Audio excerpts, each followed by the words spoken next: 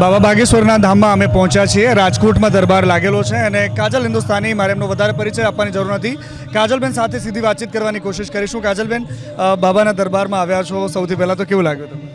નહીં, બહુ જ મને સરસ લાગે ને અહીંયા આવીને અમને પણ ઉર્જાની જરૂરત હોય, કેમ કે સતત કાર્ય કરતા હોય ગ્રાઉન્ડ ઉપર, એટલે ગુરુજીનું ખૂબ આશીર્વાદ મળ્યો, મારા આખા પરિવારને એમનો ખૂબ આશીર્વાદ મળ્યો અને ખૂબ ઉર્જા ગુરુજી આ મને આપી છે અને એક હિંમત આપી છે. અમુક કાર્ય જે અમે કરવા માંગતા હતા પણ મારી હિંમત નથી થતી, થોડુંક આવડા મોટા કાર્યો એટલે થોડુંક ડર લાગે, પણ ગુરુજીએ આજે મને કહી દીધું તું જાઈન કર, હું સાથે જ છું, એટલે મારા માટે તો આજનો દિવસ એટલે બહુ જ સારો દિવસ. કયા કામો હતા કે જે તમારા નહોતા થતા? એક ના એટલે નહોતા થતા એવું નહીં, વિચારતા હતા પણ ગભરાટ થતી કે શું આવડું મોટું હું ઉપાડી શકું.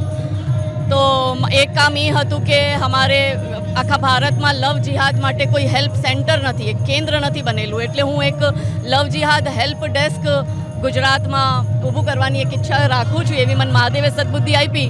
મેં જ્યારે ગુરુજી સમક્ષ આ વાત રજૂ કરી તો ગુરુજી મને કીધું કે તમે આશ્રમ બનાવો, હેલ્પ ડેસ્ક સેન્ટર બનાવો ને એનું ઉદ્ઘાટન કરવા હું આવીશ.